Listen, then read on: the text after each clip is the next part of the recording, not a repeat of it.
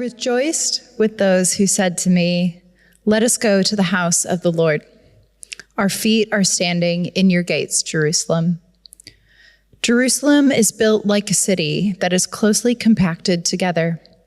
That is where the tribes go up, the tribes of the Lord, to praise the name of the Lord according to the statute given to Israel. There stand the thrones for judgment, the thrones of the house of David. Pray for the peace of Jerusalem. May those who love you be secure. May there be peace within your walls and security within your citadels. For the sake of my family and friends, I will say, peace be within you. For the sake of the house of the Lord our God, I will seek your prosperity. This is the word of the Lord. You'll see there that there are many overlapping themes with what we looked at last week as a church. And in our vision series so far, what I want to do this morning is just have a bit of a recap before we begin. In our vision series so far, we've looked at the values of being bold, of being empowering, of being loving. And we looked at being a global city. And we launched a new brand for the church, showing that we're a church in the heart of London, with a heart for London, where Jesus calls us to be salt of the earth, light of the world, recognizing that we don't exist for ourselves, but we exist for the sake of our non-members. And so when I talk about inviting others to Alpha, that's like a really, really great tangible way that we can act out who we are as a church.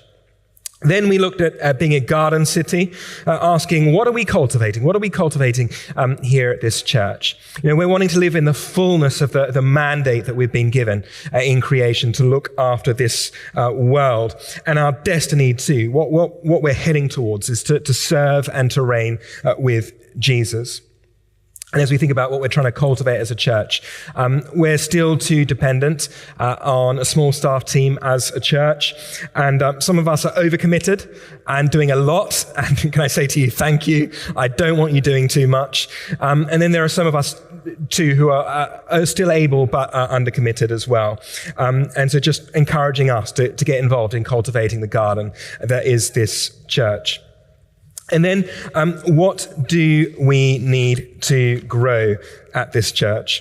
And we contrasted the age demographics of the local area with our church, that our church membership reflects the local area fairly well, but definitely not in the 20s, which is the largest age group in the local area and therefore our largest mission field. And when most of our cultivating, most of our activity has been with those in their second half of life. I'm so grateful for this, for those of you involved in that. Keep going, keep going with all that you're doing.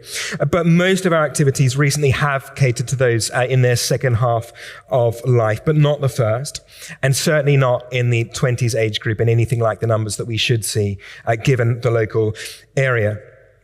So we're creating all sorts of missional opportunities with things like Alpha, Little Stars, Renew Relationships, and the Michaelmas Party coming up this Friday to cater to this age group. And these are things that all of us can get involved with, whatever we're age, in serving with. It's a great mission field for those who are older to share their wisdom with those who are younger, invest in the younger ages. And it's a focus that we can all get behind. Thank you so much for those of you who are doing so already. On that note, I'm really looking forward to Reverend David Walker coming to speak to us next Sunday. And David was formerly a telecommunications executive. Then he was a vicar, happened to be my boss. And now he's working with LICC. And he's been praying about what is it that God is sensing, that he wants to say through him to us as a church. And for him, there's this theme of us getting ready, get ready. As we think about the quiet revival that is taking place all around us, this sort of inexplicable phenomenon of particularly young men and young people coming to church. So can I encourage you to be there next Sunday at the 9 or the 11, and bring friends too, if you know that they're interested in this phenomenon. It's like, what is going on, and how can we get ready for the way that God is speaking to and stirring something in the young people around us in London? Also in this series, we've looked at the distinct role that we can play as a church within the church ecosystem of London. And then last week, we looked at being a generous city. In response to all of God's generosity towards us, we want to bless the city through the work of our church, because we're wanting to be increasingly outward focused, that we're a church in the heart of London, with a heart for London. And we looked at God's command to settle where you are, and to increase and not to decrease. And then we set that against the decline in Sunday attendance that we've seen up until recently here at St. Michael's. And also where our commitment to St. Michael's needs to grow in attendance, in praying, in serving, and also in giving. And on the area of financial giving, we looked at how our giving has been unsettled in various ways. Firstly, only a minority of our income comes from regular giving, when really gospel-centered churches really should be places where regular giving is the main source of the income as people respond to the living and active work that God is doing in their lives. It's this overflow of God's generosity towards us. We want to respond to his grace and his goodness in being generous to the world. The second way that our giving is unsettled is that it fluctuates all the way between 41 and 56 households per month. So sometimes that's a drop of a quarter, just like that. And we're not quite sure what the reason is, but there'll just be a drop of a quarter of giving month on month. And you see there's that line in white that shows that. And then you also see that a third of households are not yet giving to the church. Some of us who are newer to the church, some of us who have been here for a longer period of time. So you see there in yellow what our giving could have been this past year if we all gave. So what I'm asking is for all of us to commit to giving a monthly amount to the church, and whether we're able to give what we might think is a very small amount, or whether some of us are able to give much, much more. Each gift is valuable and so appreciated.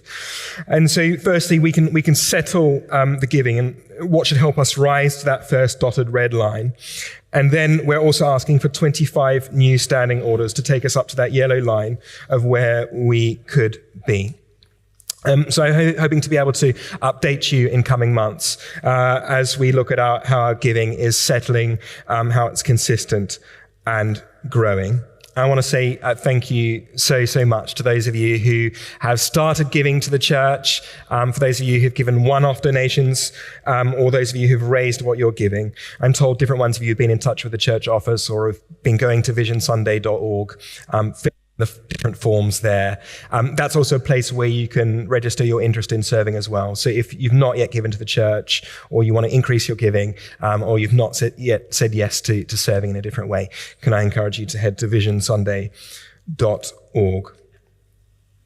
So that's the past 3 weeks. And today I want to look at us being a guardian city. Now, what on earth do I mean by that?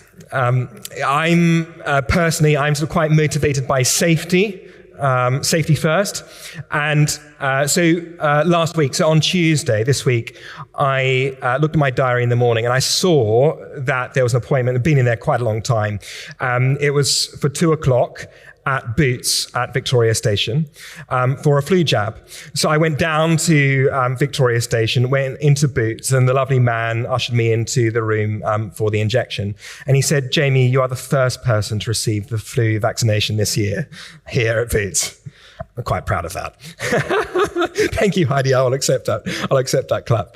I'm safety first. If I was a car, I would be a Volt. I'm interested in safety. And this whole area of safety and being a guardian includes safeguarding. And we've seen over the past generation, institutions everywhere have a reckoning when it comes to safeguarding, including, sadly, the Church of England. And so I want to name it this morning so you know that it's one of my priorities here at this church is safeguarding. And every institution should be vigilant in safeguarding, but particularly in the church, we've got even more reason to be so. I'm so grateful to Lucy. Many of you will know Lucy Manson, our safeguarding officer, and all that she does. And can I encourage you to familiarize yourself with the safeguarding page on our website, stmichaelschestersquare.org/safeguarding. If there's anything that's a concern to you, any risks, any vulnerabilities, anything that you see, I think just doesn't look quite right, if there's anything that you need to report, please do not hesitate to get in touch with Lucy. It's all of our responsibilities to ensure that this church is a place where everyone is able to flourish and to thrive. How else can we be a guardian city? Well, there's that sense of peace and protection and provision that God gives us that is so beautifully summed up in that psalm that we heard before, that Maggie read to us, Psalm 122, one of my favorite psalms. And it begins, I was glad, I was relieved, I rejoiced when they said to me, let us go to the house of the Lord. That is the response. That's the reaction that we want people to have when we invite them to church and when we invite them to Alpha. Let's go to the house of the Lord. People are saying that. Are we saying that as a church? Let's go to the house of the Lord. That's the invitation we want to keep extending to anyone and to everyone. And today here, it's this wonderful church building. In David's day, it was the temple. It was the temple in Jerusalem, and it's this beautifully ordered building where everything is pristine, and there's not a tile, there's not a stone that is out of place. It's totally ordered. And we want this building to be beautiful. We want this building to be visible and accessible and open to all. The kind of place that we read about, where all the tribes go up to meet with God. And London is a place where we've got all the tribes. People from every nation, every culture, every race. And we want this to be a place where people feel welcome to come from all over, all the tribes gather to worship the Lord in this global city. But it's ultimately much, much more than about a building, isn't it? Because it's Jesus that we're inviting people to come and to see. Because in him we find ourselves experiencing order, finding ourselves being put back together in this chaotic world where it feels like so many things are pulling us apart, pulling our hearts apart. In Jesus we experience what the psalmist would describe as being closely compacted, orderly and secure in Jesus.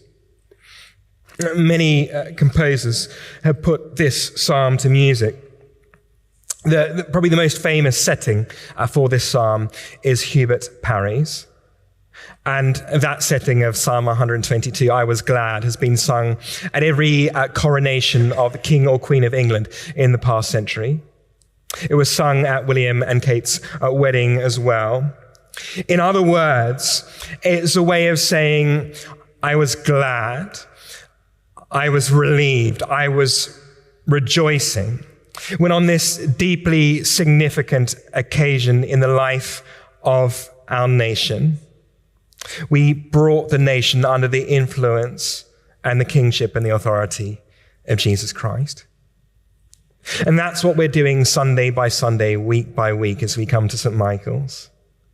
As we prioritize coming here, and not as if we've got something better to do or we're waiting for a better offer, but actually we're prioritizing coming here Sunday by Sunday on what is each Sunday a deeply significant occasion in the life of our city, in the life of our nation, as we bring our nation, as we bring our city under the influence and the rule and the reign of Jesus, that it might know the protection and the care of Jesus, that it might know shalom, the perfect peace, and the flourishing and thriving that is possible.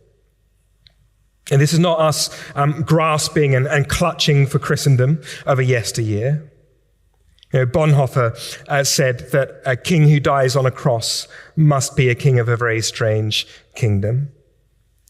This is not a kingdom for us to project our priorities and our hopes onto, but it's for us to see Jesus' priorities, Jesus' heart for us, Jesus' heart for London.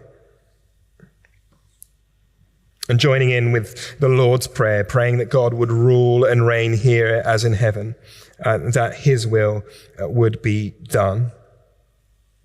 And with many of the same terms, many of the same words that we saw in last week's passage through the prophet Jeremiah, we see this praying for the peace and the prosperity of the city. That we here at St. Michael's, we would be like a microcosm, a haven of heaven on earth. And that influence, that peace, that shalom would just radiate out from here. How do we do that? How do we do that? I've been thinking a lot about this over the past 6 months. And as we've looked at in particular, as you know, I talked about the rebrand before. And we here at St. Michael's over the years, we've tried many different names and acronyms for this church, haven't we? Lots of different combinations. But what I've settled on is actually we've got a very, very good name, thank you very much. St. Michael's Chester Square. And we can be proud of this name because it does exactly what it says on the tin. That we're in Chester Square, that we have a specific locality. People know where to find us. We're rooted in place, but we're also got the name St. Michael. We're named after an archangel. We're named after the archangel, the one who cast Lucifer out of heaven. This warrior angel, this chief prince. So St. Michael's, we have a guardian angel. We have the same guardian angel as police officers, as paramedics, and as the military. These people that have a guardian role in our society, just like we do too here have a guardian role in our society. So I want to encourage us this morning, St. Michael's, be more St. Michael's. Be more St. Michael's, like Mike, like name, like nature. How can we be more like that? Well, there's two ways. Be more praying and more partying. That we are a praying people and that we are a partying people. Because what's going on in heaven? There's praying. There's praying for people to come to know Jesus Christ. There's praying that God's will would be done on earth as it is in heaven. And there's also partying. There's partying as each lost soul is saved, for Jesus to be with him in eternity. And tomorrow is the start of Michaelmas, the feast of St. Michael. And it was a moment traditionally to enjoy the fruit of the earth and the blessings of the season, not a secular indulgence, but a sanctified celebration, where people recognized God's goodness. And churches would historically hold services of prayer and thanksgiving, followed by parish feasts and celebrations. You got prayer and you got partying together, hand in hand, side by side. So St. Michael's, we're going back in time. You thought that I was trying to modernize this church? Actually, I want us to return to our roots. We might not have ever had a Michaelmas party here at this church before, but we are returning to our roots. We're reclaiming our name and reclaiming our nature. So praying and partying. Firstly, being a praying people. Not this Tuesday, but the next Tuesday, on the 7th of October, we've got our prayer meeting. And we're praying specifically into what we believe is Jesus' vision for us here at this church and for our city. And I'm asking us to make this a priority. I know that for different ones of us, we won't be able to come along to a Tuesday evening prayer meeting. But for many of us, we will be able to. And if you are able to, can I urge you to make this a priority? Because none of what we're looking for God to do over the next term, over the next year, is going to be done in our own strength. All of it is going to be done empowered by God. And the way that God, he aligns us with who he is. He aligns us with his will as we pray. That prayer changes us and it changes the world around us. And then also later that week on Friday, the 10th of October, we're joining with Oakley Community Church in North London for One Voice. One Voice. This event, we're encouraging anyone and everyone to come along and to worship God together as we're united together as one church and one voice. And if you're free on Friday the 10th of October, can I encourage you to be there? I'm so grateful for Dwayne and all that he's doing amongst us, the way that he's leading us as a church through sung worship.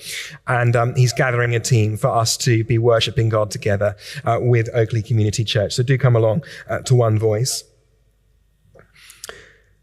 And then I was reading the other day about the 82nd Airborne Division. The 82nd Airborne Division are American paratroopers, and they specialize in parachute assault operations into hostile areas, with a US Department of Defense mandate to be on call to fight anytime, anywhere at the knife's edge of technology and readiness. And they are the US Army's most strategically mobile division. No wonder this 82nd Airborne Division have a patron saint the same as us, St. Michael, the one who cast Lucifer out of heaven.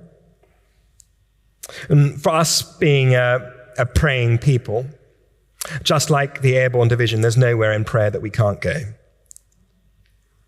Brother Andrew said that our prayers can go where we cannot.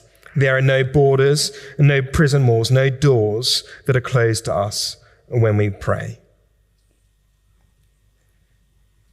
When we pray, when we party, this is coming from a place of victory, of knowing that St. Michael has already cast the enemy out of heaven, of knowing that Jesus has already died and risen again and ascended to the throne. And so when we party and when we pray, we're praying from a place of confidence and victory. Can we be a people that pray more? And can we be a people that party more? We've got a party coming up this week on Friday. There'll be 70 or 80 of us gathered here in this building as we're going to transform this church into a party venue for the Michaelmas party. And I encourage you to buy a ticket today if you haven't already. Maybe buy a ticket for a friend.